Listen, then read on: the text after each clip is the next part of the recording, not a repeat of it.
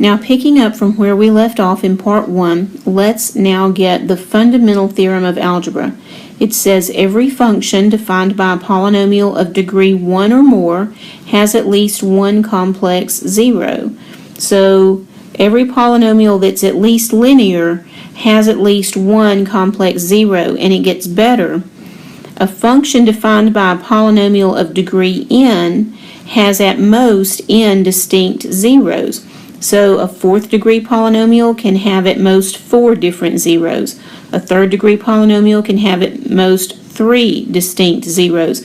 We've seen that before, where we look at the leading term of a polynomial and we know by looking at that leading term how many zeros to expect. Well, this is telling us that for a third degree there'll be at most 3 different zeros. And the word distinct is thrown in there because zeros can repeat. The number of times a zero occurs is called its multiplicity. So this is what we've been saying. A polynomial of degree n can have n distinct zeros. It's possible for a zero to occur more than once. The number of times a zero occurs is referred to as the multiplicity of the zero. So now let's look at this polynomial, which is in factored form, and let's write down the zeros and the multiplicity of each zero. You can tell by looking at this factor that the x value that would cause this factor to equal 0 is 3. This factor occurs twice. So there is a 0 of 3, and its multiplicity is 2. There is also a 0 of -1, and its multiplicity is 5. There is also a 0 of 7, and its multiplicity is 1 because that factor only occurs one time. So basically, multiplicity just tells you how many times that number occurs as a root of that polynomial. Now in example 4, we're kind of working in the opposite direction than we did in the previous examples. In all the previous examples, they gave us a function or polynomial and asked us to come up with the zeros. This time they're going to give us the zeros and ask us to build the function, and they're also going to put this extra requirement on there, and I'll show you how to handle that. So it says find a polynomial function f of x of degree 3, that means we'll have 3 factors, with real coefficients that satisfies the given conditions. In part A, the zeros are -1 and 2 and 4, and we also have to make sure that f of 1 equals 3. So that tells me that my function needs to have a factor of x plus 1. It also needs to have a factor of x minus 2. It also needs to have a factor of x minus 4. Now it also needs to be set up so that f of 1 equals 3.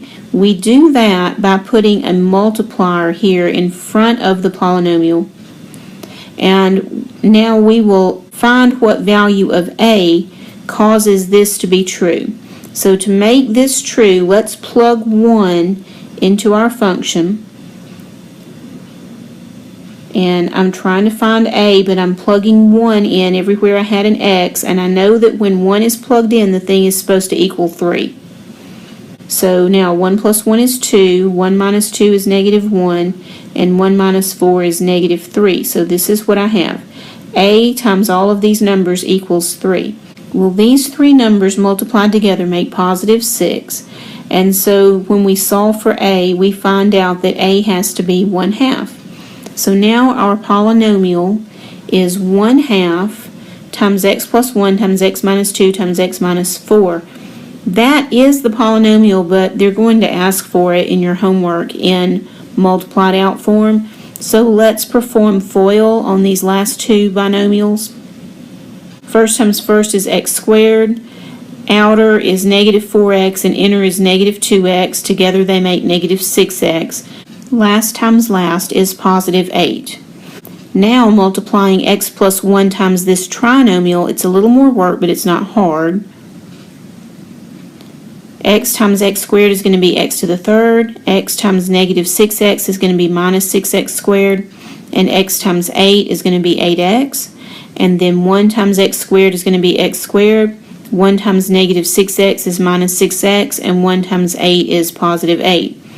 And now combining like terms, I have 2x squared terms and 2x terms. That's going to give us x to the third. Our x squared terms add up to negative 5x squared. Our x terms add up to plus 2x. And our last constant term adds up to 8. And now let's distribute the 1/2. We'll end up with 1/2 x to the third minus 5 over 2x to the second. 2x over 2 will simplify to just plus x, and 8 over 2 will simplify to 4. And that's it. Now that was a little bit of work, but no one step was very difficult. It's just that it took us a little work to get through it.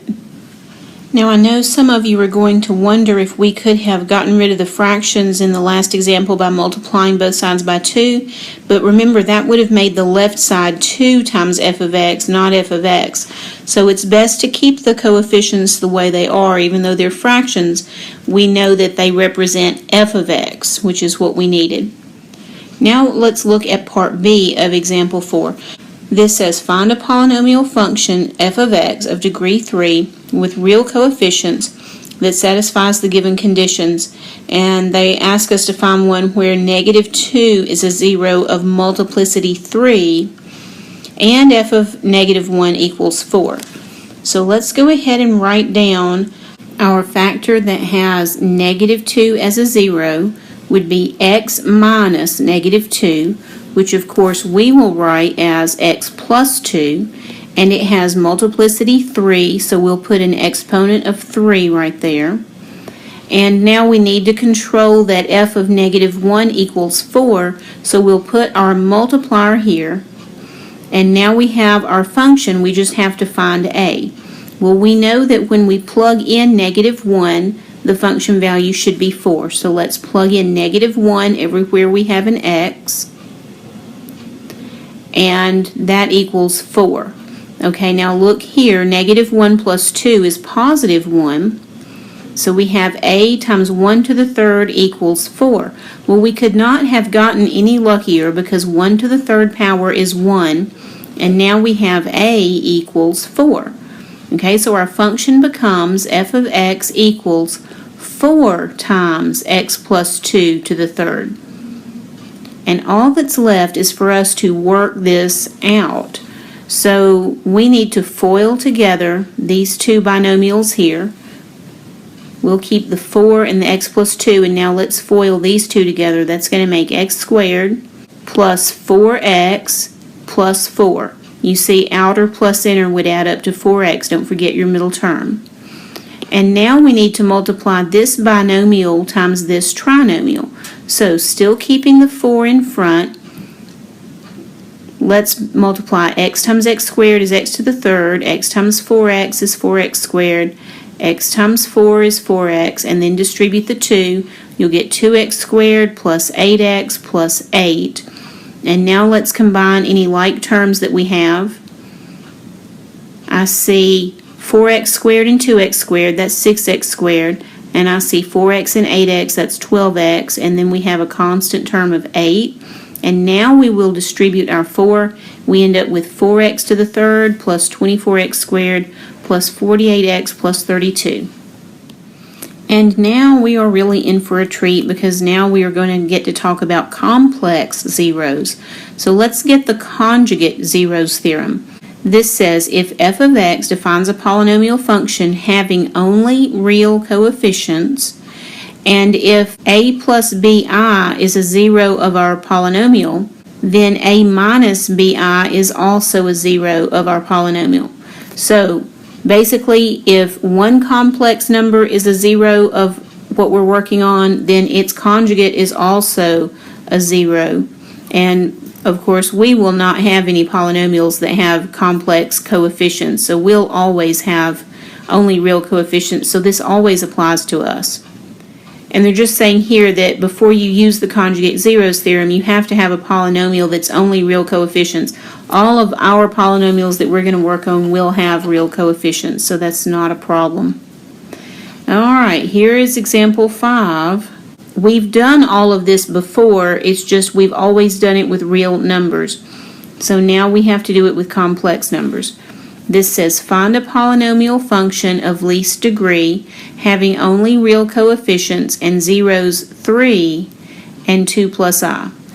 Now the part where they say of least degree means that we don't have to make a polynomial more complicated than the one that they're giving us information about.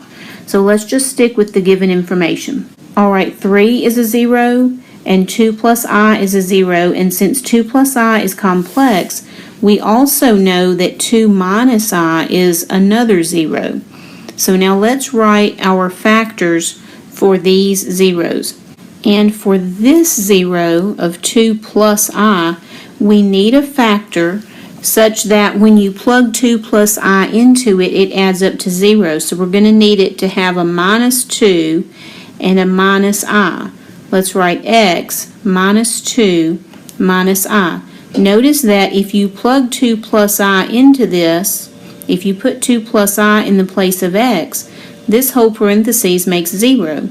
And let's do the same thing for this one. We'll have x minus 2 and this time plus I. Okay, now we need to get all of these parts multiplied together. So let's start with the last two. I always like to start with the last two because that way it leaves my short one in the front, and that just seems a little easier to distribute. So keeping the x minus 3 in the front, what I'm going to do is distribute the x through here, and then I'm going to distribute the minus 2 through here, and then I'm going to distribute the minus I through here. Here we go. First times first is x squared. X times negative 2 is minus 2x. X times I is plus xi. Okay, now with the negative 2. Negative 2 times x is negative 2x. Negative 2 times negative 2 is positive 4. Negative 2 times I is minus 2i. Now with the minus I. Minus ix makes, I wrote it as minus xi. Minus I times minus 2 makes plus 2i. And minus I times positive I makes minus I squared, which is minus negative 1, which we will write as plus 1. And here is our multiplication, and now we're going to combine like terms, and you're going to see that all of the i's go away. That's the good news here. So still got that x minus 3 in the front. Let's combine like terms. I have x squared, and then looking for x terms, I have negative 2x and negative 2x, and that's it.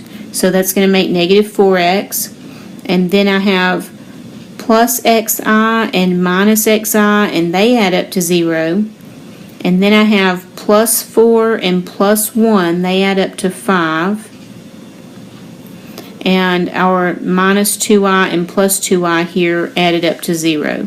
And that's everything. So now we have this situation. So now we'll just multiply these together, and this will be a piece of cake.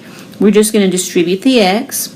That'll give us x to the third minus 4x squared plus 5x. Now distribute the minus 3. So minus 3x squared plus 12x minus 15. Now combine your like terms here. We'll have x to the third. We'll have minus 4x squared and minus 3x squared, which makes minus 7x squared. We'll have 5x and 12x, which makes 17x. And then we'll have minus 15. And there is our polynomial that has roots of 3 and 2 plus I and 2 minus I. Here is a practice problem. If you would like to try one on your own, this is the one. And I'm just going to let you pause the video and try it, and then I'll go through it with you. Okay, let's see what we've got here. Find a polynomial function of least degree having only real coefficients and zeros negative 1, positive 2, and 3 plus 2i. Well, if 3 plus 2i is a 0 of this polynomial, then we know that 3 minus 2i will also have to be a 0 of this polynomial. And now let's write our factors out. We know that if one of our zeros is negative 1, then one of our factors is x minus negative 1, which is x plus 1.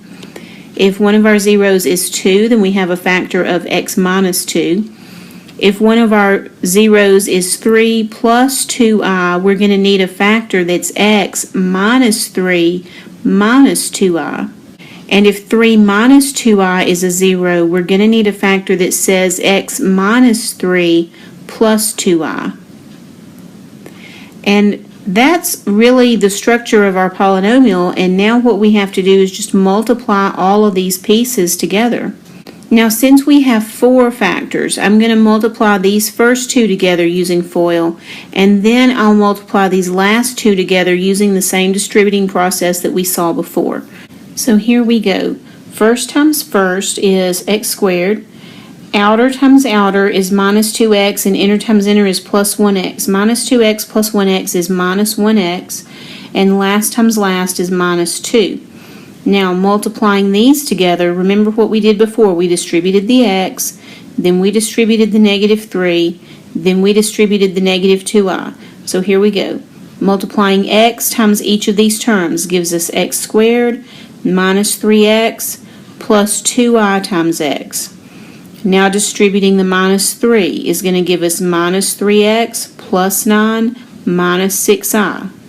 Now distributing the minus 2i is going to give us minus 2ix plus 6i minus 4i squared, but remember I squared is negative 1, so minus 4 times negative 1 is actually plus 4. And that just looks a mess because it's so big. But remember that if we've done it right, all of the imaginary terms should cancel out. So let's see what happens here. We have a positive 2ix and a negative 2ix. And we also have a minus 6i and a plus 6i. So let's collect all of our like terms. We're going to have x squared, and then we're going to have minus 3x, which is minus 6x. And then we're going to have plus 9 and plus 4, which is plus 13. And all of our imaginary terms canceled out. And now what's left is to multiply this together. So we'll distribute each of these terms into this second set of parentheses. That's going to give us x to the 4th minus 6x to the 3rd plus 13x squared. And now distributing the minus x to the 3rd plus 6x squared minus 13x. And now distributing the minus 2, minus 2x squared plus 12x minus 26. And now let's combine these like terms. Notice everything's real at this point, because once we got our 2 conjugate factors multiplied together, all the imaginary numbers were gone. So if there's any good news here, this is it.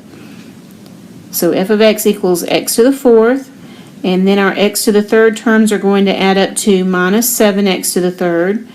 Our x squared terms are going to add up to 19x squared minus 2x squared, so that's 17x squared. And our x terms are going to add up to negative 1x. And then we have our constant, which is minus 26. And that is the final product. And now we're to example 6, which is more like what we were doing before, earlier in the section. So they're going to give us a polynomial here and a 0, and they're going to ask us to find all the zeros of this polynomial. Well, they're giving us a complex 0. So if 1 minus I is a 0, we know from the complex conjugate theorem that 1 plus I is also a 0. Now the way to get out the factors that these zeros came from is to use these in a synthetic division process. We'll have to do one for each of them. So here are my coefficients all lined up: 4th power, 3rd power, 2nd, 1st power, and then constant. And I want to put 1 minus I in the box. Okay, now if you'll just keep your head and think about what you're doing, it's not so bad. We've done synthetic division with complex numbers before, so we can handle it. We just have to be careful. So pull down. Now multiply 1 minus I times 1. Well, anything times 1 is itself, so put that here. Now add real to real, imaginary to imaginary. So that's going to give us negative 6 minus I. Now multiply 1 minus I times negative 6 minus I. I can't do that kind of multiplication in my head, so I'm going to come over here where I can do a little scratch work and FOIL this out. 1 times negative 6 is negative 6. outer times outer is negative I, inner times inner is plus 6I, and last times last is positive I squared, which is negative 1. Now add my real terms together, so that's going to give us negative 7, and then add our imaginaries, that gives us plus 5I. So we'll put that product here. Now add 18 minus 7 is 11, so we've got 11 plus 5I. Now multiply 1 minus I times 11 plus 5I, and I'm just going to use the same space here and FOIL this out. First times first is 11. Outer times outer is plus 5I, inner times inner is minus 11I. Last times last is negative 5I squared, and remember I squared is negative 1, so negative 5 times negative 1 is plus 5. Now combine reals and combine imaginaries. That leaves us with 16 minus 6I, which we'll put here. Now add real to real. Negative 22 plus 16 is negative 6, and then we've got our negative 6I. Now multiply 1 minus I times this negative 6 minus 6I, and we'll FOIL that out. We'll get negative 6 minus 6I plus 6I minus 6, because it's plus 6I squared, which makes minus 6. Alright, now that's going to add up to negative 12, which is going to go here and give us a remainder of 0. Alright, very good. So we knew that since 1 minus I is a 0, we knew we'd have to get a remainder of 0. Now for our second round of synthetic division, we'll be using the 1 plus I, and we'll be using these as our coefficients. So pull down the 1. Now multiply, put that here. The good news here is that the second time we do it, everything's going to turn real. And now add negative 6 plus 1 is negative 5. See, that's going to turn real, and you're not going to get any imaginary numbers down here. Now 1 plus I times negative 5 is going to be negative 5 minus 5I. Now add, we'll get positive 6. See, again, our imaginary part added up to 0. Now multiply 1 plus I times 6. You're going to get 6 plus 6I. And now add, and that comes up 0. So what we've got here is all that's left of our polynomial is 1x squared minus 5x plus 6, and the other two zeros are in here. So all we have to do is factor this into x times x, make the signs the same. They'll have to both be negative, and then 3 times 2 will give us our 6 and give us our 5x in the middle that we needed. So our last two zeros are 3 and 2. So we came up with 1 minus I, which they gave us, 1 plus I, which we knew from the conjugate zeros theorem, and then the 3 and the 2, which we found after the synthetic division processes that we did. Now here is a practice one if you would like to try one on your own. This is a good one to try. You can pause the video and try it, and then we'll go through it together. Okay, let's go through it now. This is a third degree polynomial, so we know it's going to have 3 zeros. They've given us one of the zeros, and it's complex. So we know that one of the other zeros is the conjugate of this one. So 2 plus I is also a 0. That means that there's only one more 0 in here, and the way for us to get it out is to go through the synthetic division process with each of these zeros. So let's put all of our coefficients down. We'll put 2 minus I in the box. And now let's just be careful here. Pull down the 1. Now multiply 2 minus I times 1. That will give us 2 minus I to put here. Now add negative 7 plus 2 minus I gives us negative 5 minus I. Now multiply 2 minus I times negative 5 minus I. We go through the FOIL process. We get negative 10 minus 2I plus 5I plus I squared, which is minus 1. That all boils down to negative 11 plus 3I. That goes here. Now add 17 minus 11 plus 3I gives us 6 plus 3I. Now multiply 2 minus I times 6 plus 3I.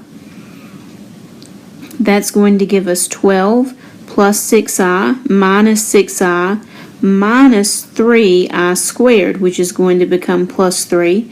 Now add real to real. 12 plus 3 is 15, and our imaginary parts add up to 0. So we get positive 15, which goes here, and we have a 0. Well, we were expecting a 0 because we knew that 2 minus I is a 0 of this function. Now we're going to go through the synthetic division with these coefficients, and we'll put 2 plus I in the box this time, and pull down our 1. Now 2 plus I times 1 goes here.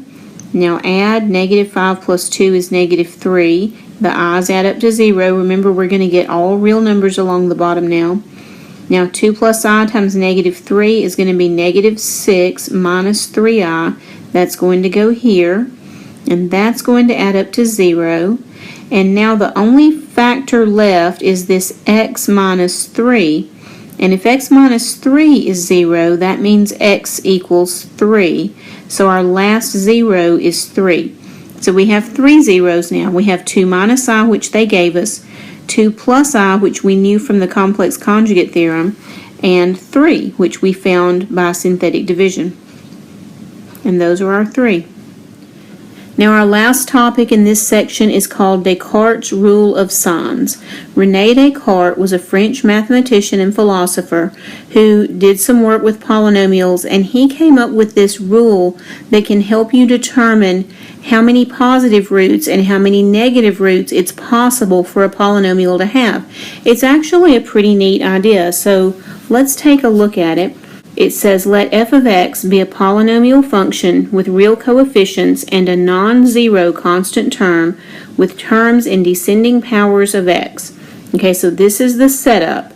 We've got only real coefficients. We have a constant term that's not a 0, and our terms are in descending order. The first part says, the number of positive real zeros of f either equals the number of variations in sign occurring in the coefficients, or it's less than that by a positive even integer. And then the second part says the number of negative real roots of f either equals the number of variations in sign occurring in the coefficients of f of negative x, or it's less than that by a positive even integer. All of this sounds like just a lot of words, but when you see it in action, it's actually a pretty simple and elegant little idea. So here's example 7. It says, determine the different possibilities for the number of positive, negative, and non-real complex zeros of this polynomial. So let's write it down and think about it. Now remember, this is a 4th degree polynomial, so we expect 4 zeros, and we don't know yet how many might be positive or negative, or if any of them might be complex. So that's what Descartes' rule is going to tell us. Now let's think about the number of sign changes here. Remember, Descartes' rule says the number of sign changes in the coefficients of x tells us how many positive roots there are, or the number of roots is less than that by an even number. So let's see, we have here x to the 4th minus 6x to the 3rd, so that's a sign change. And then the next term is positive, so that's a sign change. And then it turns negative again, so that's another sign change. So there are either 3 positive real roots, or 3 minus 2 is 1. There might be only 1 positive real root. Now let's think about the number of negative real roots. Descartes said to get the number of negative real roots, we need to look at f of negative x. So let's think about what's going to happen if we plug negative x into this function. It's actually not too difficult to evaluate. If you put negative x into an even-powered term, you'll have an even number of negative signs, and that term will not change. But if you put negative x into an odd-powered term, you'll have an odd number of negative signs, and that's going to cause that term to change sign. So f of negative x is going to equal positive x to the 4th plus 6x to the 3rd plus 8x squared. See, this one won't change because that's an even power, minus 2x, and then minus 1. And let's count sign changes here. I only see 1 when we change here from positive to negative. And so that tells me that there is 1 negative real 0. Okay, now remember the total number of zeros is 4. So either we have 3 positive and 1 negative, which would be a total of 4, or we only have 1 positive and 1 negative, which is a total of 2, and the other 2 would have to be complex. And now just so you can see, here is a picture of the graph of the function we were working on in example 7, and it does in fact have 1 negative 0 and 3 positive zeros. Remember, zeros are just x-intercepts, so one of the x-intercepts is negative and the other 3 are positive. Here is a practice problem very similar to the last example we did together. This one will let you practice with Descartes' Rule of Signs. If you'd like to pause the video and have a chance to work it on your own, now's the time. Now let's go through it together. This says determine the different possibilities for the number of positive, negative, and non-real complex zeros of this polynomial. So let's copy it down here and have a look. The degree is 4, so we're expecting a total of 4 zeros. And let's see how many sign changes we see. Positive, positive, positive, negative. So I see one sign change here from positive to negative. That tells me that there is one positive real root. And let's evaluate f of negative x. So we'll change the sign on all the odd powers, which is only this term. That's going to give us 5x to the 4th plus 3x squared minus 2x and then minus 9. And again, I only see one sign change from positive here to negative. And so we have one negative real 0. So one positive and one negative, but a total of 4. That means that the other 2 must be non-real complex.